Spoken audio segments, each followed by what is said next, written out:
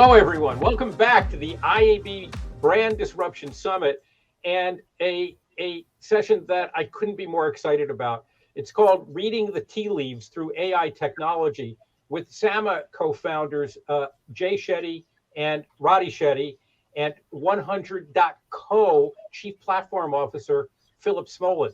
Now, here's why I'm so excited about this.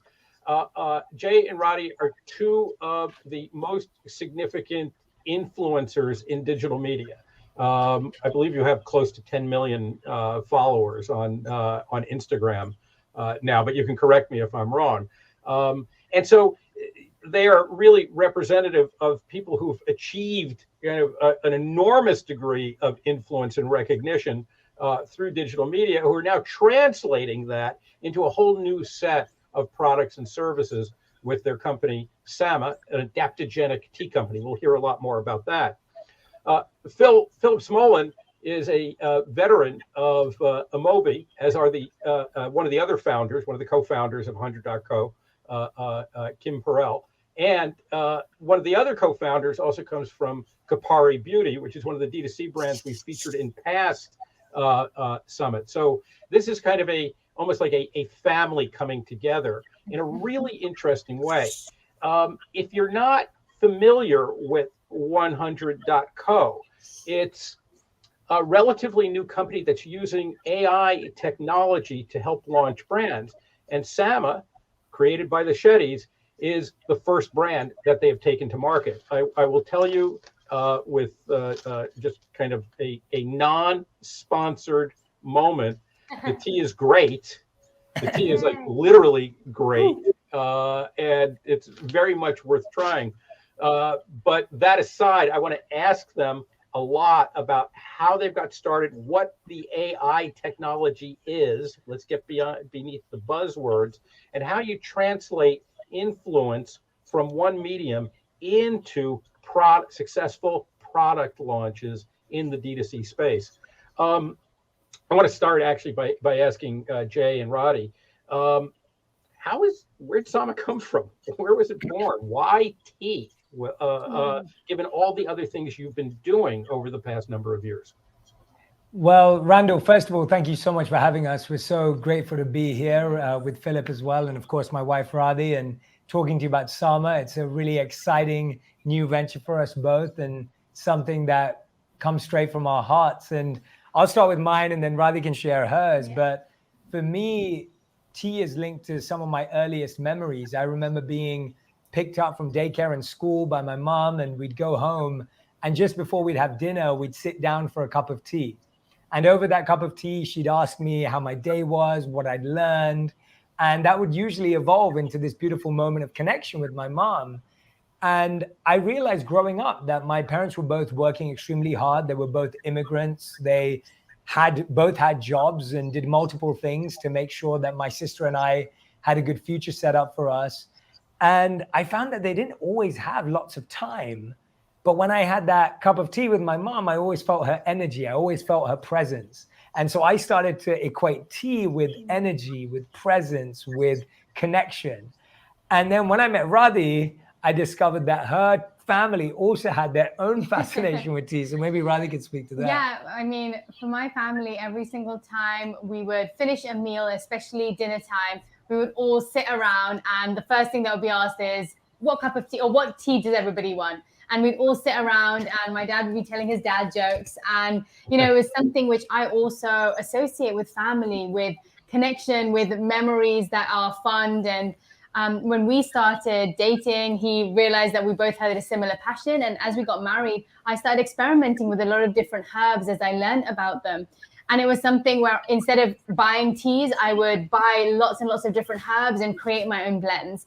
And so it felt like quite a natural, process. And when we were thinking about what we wanted to create, the first thing we thought about was tea. So yeah, that's how SAMA came about. And we wanted to share that experience that we both had, me with my mother, Radhi with her family, the experience we have together. We both live very hectic, busy lives, but we always make sure to manage to have tea together, whether it's in the morning or in the evening. And that tea time was something we wanted to share with the world. We wanted every single person to have an opportunity to connect with themselves, connect with a loved one over a cup of tea. And we wanted to share that experience that we have with everyone else. So let me ask you. You mentioned you're busy. You're very busy.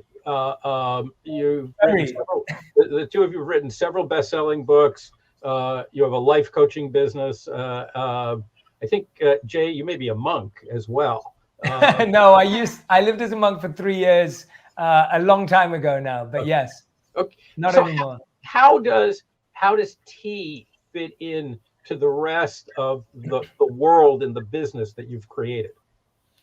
Well, when we first started creating the teas, we realized that our days, each and every single one of us, we all go through different moods, different feelings, different emotions, different experiences. Some days you start your day and you need energy. And then maybe you hit that afternoon slump and you need more focus and clarity to get through the day. Or maybe just before you go to sleep, you need a sense of calm and relaxation.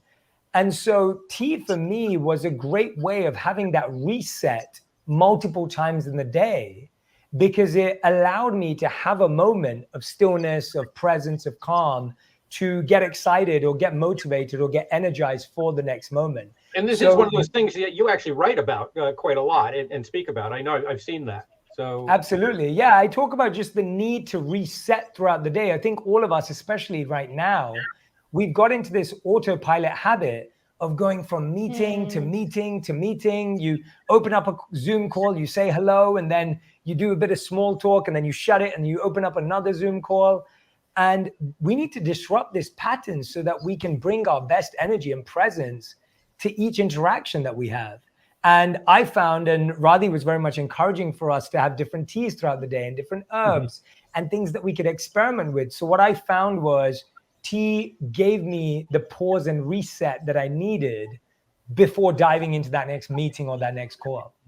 So Philip, I want to ask you, how did you and Kim and James, your co-founders, meet the Shettys? But first, I think it's better to ask you, what's the 100.co origin story? I mean, it's bring us up to this moment where there's an aha that we've got a marriage between technology and a set of celebrity influencers with an idea. How did this happen?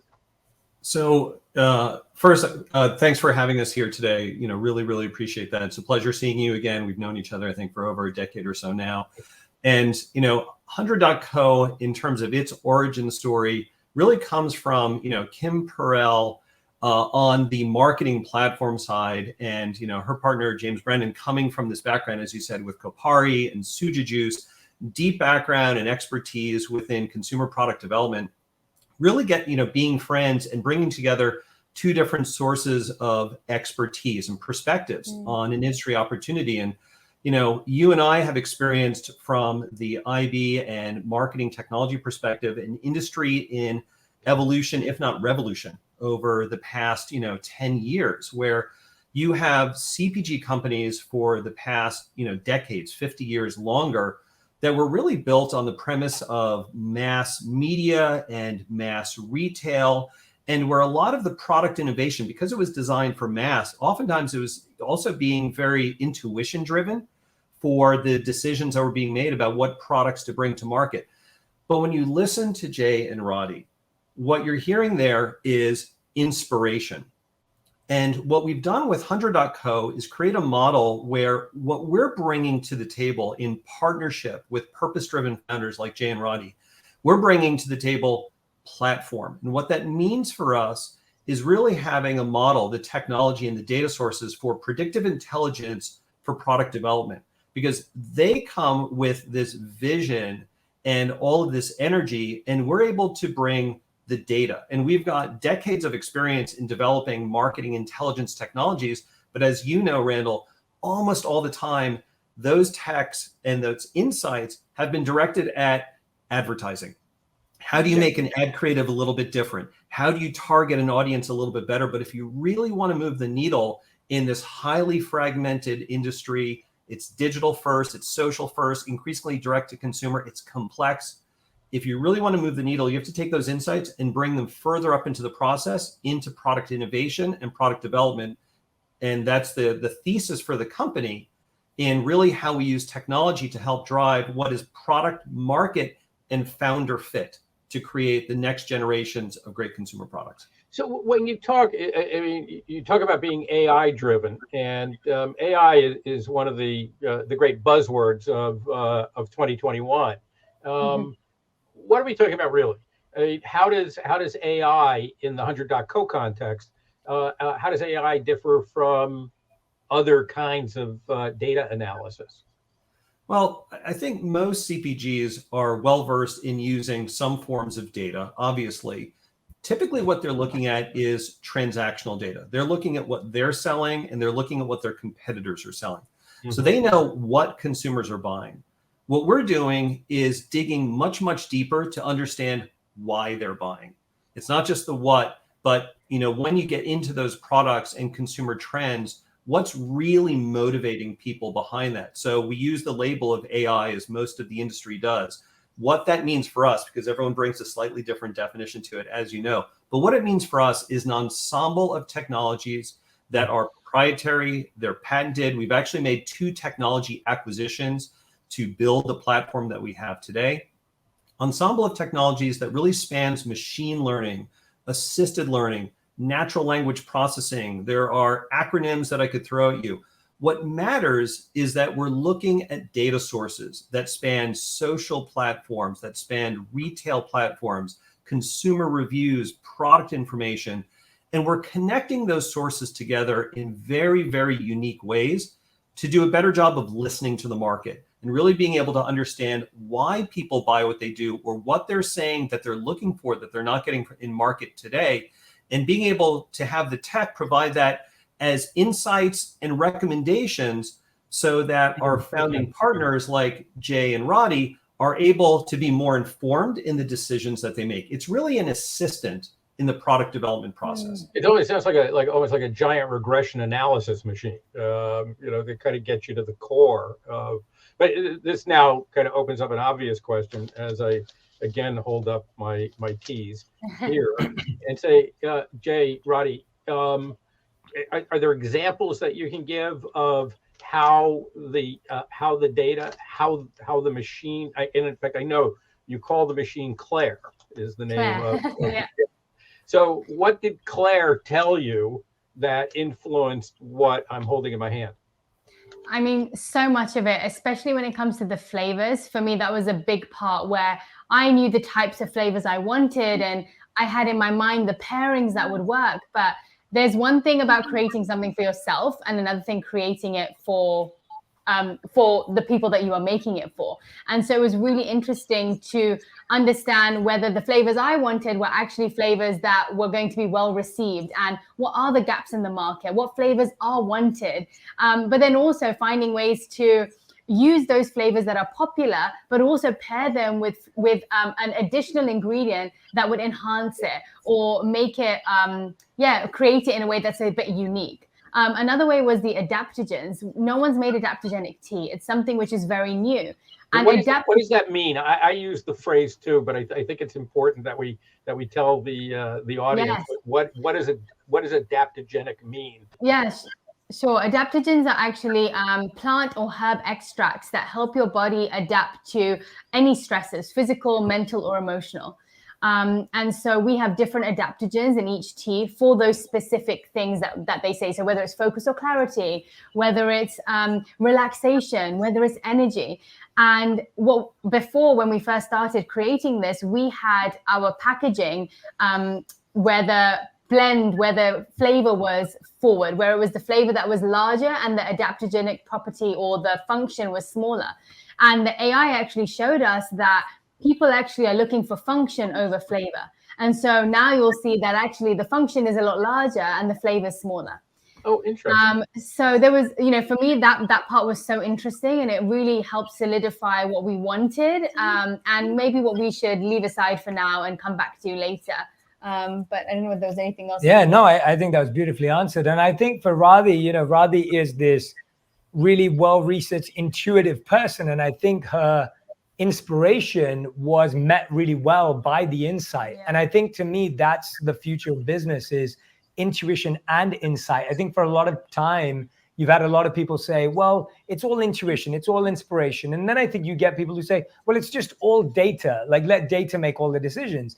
And in my opinion, the best things happen when you put intuition and insight, when you have data and dynamic thought. And when you start really looking at it from a strategic and a sincere point of view, I think you're able to learn so much faster and make so many better decisions. So that's all I would add to it. Yeah.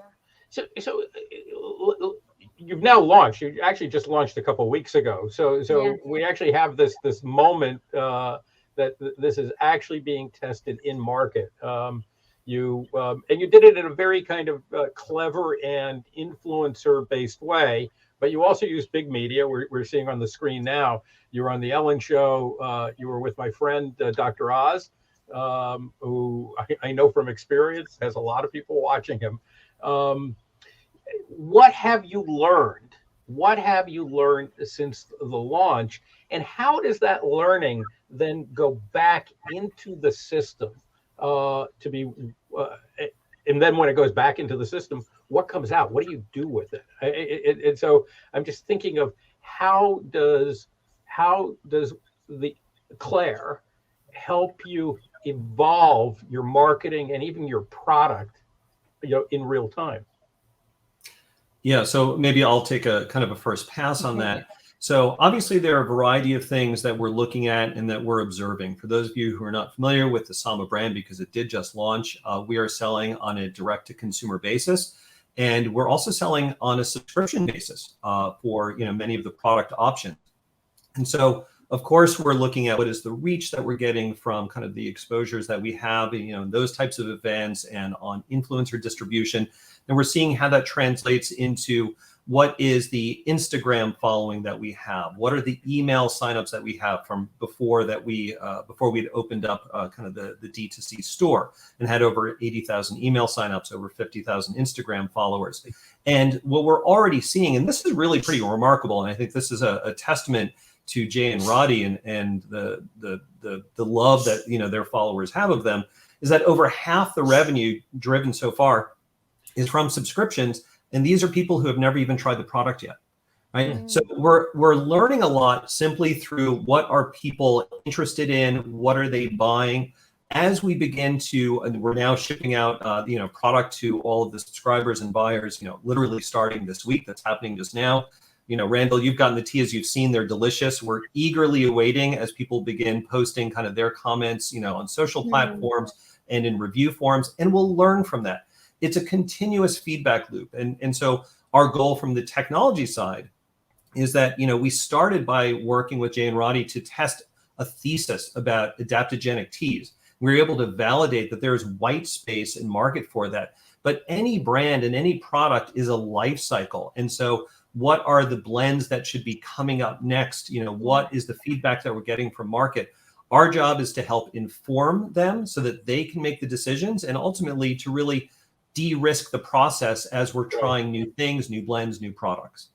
It's funny, as you were describing this, I hadn't thought about this before, but you're almost kind of describing a SaaS model for a product. This is almost, it's TaaS, it's tea as a service. But just in the way there's a focus on the community, bringing in subscriptions, adapting the service, the product, but also everything surrounding the product, kind of not in real time, but on an ongoing basis. It really has almost kind of a software approach to products. Am I completely off base here? Because if I am, you can just slap me down. I think that's definitely accurate. We're bringing a lot of SaaS platform expertise as DNA into the organization. You think about, this is kind of a big analogy here, but you think about what, Elon Musk did in bringing, his software expertise into the automotive industry. Amazing things can happen. Similarly, we think kind of the CPG industry overall is really ripe for the same type of transformations, not just in the tools that you bring to it. That's a big component, making the process smarter, de-risking it, but it's also about how you think about things and bringing really much more of that software development mindset to being able to iterate quickly on products and just do a much better job in understanding what your customers want, what they love, and what makes them happy.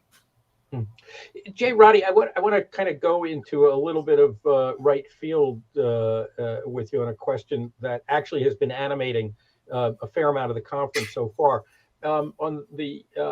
We released, as we do every year at the summit, our massive annual study on trends in the disruptor brand marketplace. And to me, without question, the biggest thing that we're seeing is the massive influence across the entirety of the brand landscape of influencers. One of the big kind of ahas, it kind of shocked me, is that now 80%, 8 of 10 brands, large and small, are working directly with influencers.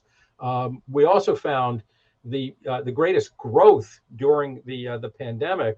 Again, this was surprising, was among the use of nano influencers and micro influencers. You're way on the other end of that. But I'm wondering, given your experience in working for yourselves and building a business and working with others, brands, and now owning your own brand with 100.co, what guidance would you give to this audience, these both big brands and disruptor brands, on the best ways and maybe even the worst ways to work with influencers, either through existing platforms or new platforms like 100.co?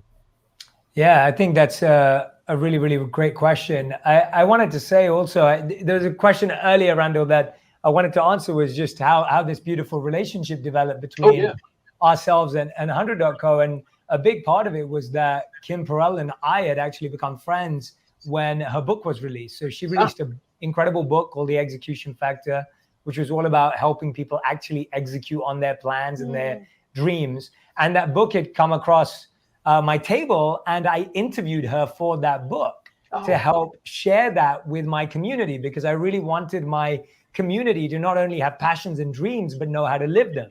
And here Kim was talking about her incredible story from going from her kitchen table to these incredible boardrooms and having all this incredible success. And so we became friends through that process and carried on having catch-ups and lunches and dinners. And that's where this relationship grew through. So for me, one of the first things I'd say to brands looking to work with influencers or celebrities or people on social media is the first thing that it has to be a genuine energy-based relationship. It has to be somewhere where you really connect with each other. I would go out for dinner with Kim and James like any day of the week. I go out for lunch with them any day of the week. We would all hang out, and we've done that plenty of times. And I think that that's a big part of it, that there's this genuine connection and relationship and friendship where it's exciting to then build stuff together. So I think one of the biggest things that a lot of influencers miss out on and brands miss out on is, do brands truly want to have a relationship with this influencer? Do they really believe in this person's perspective? I think the next thing is having a really long-term strategy.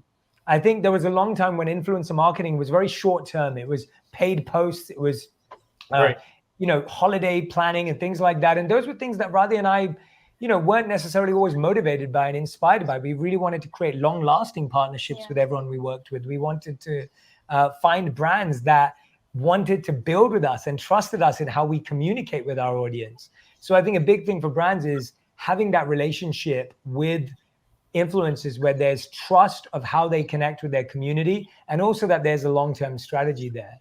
And so to me, those are some of the things that both brands and influencers need to think about.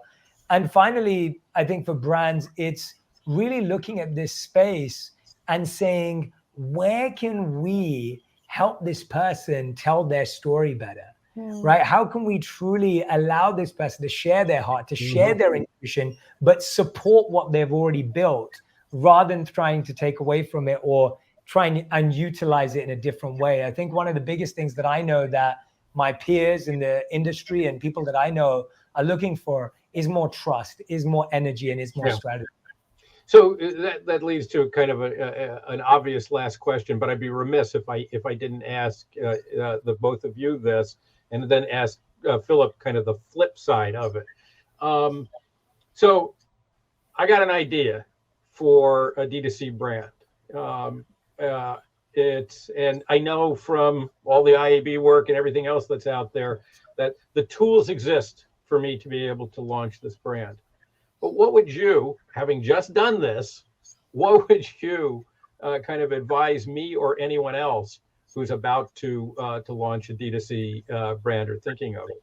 Want me to go first, or do you want to go first? You can go first. I'd say, Randall, the biggest thing for me is building a brand or a company is a long journey. Yeah. And so you have to really care about what you're creating. You have to really believe in it. It has to be something you're genuinely passionate about, because we're living in a world where there's so many brands being launched. There's so many products, as you rightly shared earlier. You have to really care about it. You have to really believe in it, because it is a long journey. We went through 3 iterations of getting our packaging right so that we loved it. We went through multiple iterations. I mean, 30 iterations of each blend to make sure that that was right. There's so much work up front, and then the journey starts. And so so the first thing I'd say is you have to be really passionate. You have to really care about it. The second thing I'd have to say is you have to know your audience. You have to really be aware of who your audience is. Is this what they want? Is this what they're looking for? And the best thing today is you can ask them. Yeah. You can ask them, and you can let them tell you if that's what they truly want, if they're excited about that. And then the third thing is going to pick the right partner and going to find the right partner to do it with. I feel I'm so happy that we worked with 100.co and with Philip and with James and with Kim, because to me, they bring expertise and they bring insight, which allows me and Radhi to focus on the creative and the heart of what we love. And so to me, that's what a beautiful partnership is, where everyone plays to their strengths. Everyone gets to represent what they really care about, the brand and the product that we're creating. And the beautiful thing is that we realized I realized this only yesterday. I was talking to a friend about it. All 4 of our blends have subconsciously been each one of our favorite flavors of all the co-founders. And so even just that subconscious, you can see how much love is flowing through to the brand. And so to me, those are the first 3 things that I would think about based on your question, Randall. Yeah. Radhi, anything else that you would add? Yeah, I think from me, when we started this process, it was about maintaining the values that I wanted throughout whatever we were doing, making sure that we kept coming back to the values and the purpose behind creating it. And then making sure also that the partners have those same values and the deeper intention behind creating it. Because if your reasons for creating something are different, with everybody working behind the scenes, then the drivers are different. And I feel that could end up being a cause of tension in the future. And so I think it was really wonderful, like Jay said, to be friends with them first, to understand what they valued first before we ended up being in business together. And then I can honestly say the process with them has been so beautiful. And it's been so much smoother than a lot of people that I've spoken to who've started up companies, because they didn't really know the people that they were working with. And so, that would probably be my advice for that. I love that. It is. It's wonderful. I mean, in the way I would shorthand it is, hey, you may think that starting a D2C brand is an easy cookie cutter thing. Do not kid yourself in the least. It's as hard as it was 100 years ago, even though the tools may be more easily available to you. Yeah. Speaking of, Philip, okay, this is your test case. I mean, we've been talking about 100.co, you and I and Kim and James, for a long time now. You launched it. What have you learned from this process with the Shettys, and what kind of advice would you then, kind of extrapolate from that you would give to me who wants to launch a D2C razor brand? So Randall, I am intrigued by what you think is that market opportunity. So let's have a conversation, separately from this. We'd love to talk. I think first of all, I think Jay and Radhi already gave really a fantastic answer, and not just their words, but also how they're saying it, I think is conveying one of the key elements here, which is there has to be that relationship, there has to be passion, there has to be vision, but it also has to be tethered to reality and to data. right? Using data to validate, to test your hypotheses. So Randall, there's something you believe to be true. You got to test that, right? And you want to test that before you get into market, before you invest all of the money, before you invest all of the effort, because there are a lot of variables and you need to de-risk that process. And so, you know, platform becomes such an important component here because it allows you to assess the market, to assess your audience, but then assess other audiences outside of that, right? Because you want to start with who you are and who your audience is, but ultimately be able to expand beyond that, both for reach, but then as you're doing product line extensions and things along those lines. But there is a lot of complexity. There is a lot of cost. There is all of your co-manufacturing requirements, your third-party logistics, your e-commerce. Are you doing, you know, brick and mortar retail? Maybe you should, maybe you shouldn't.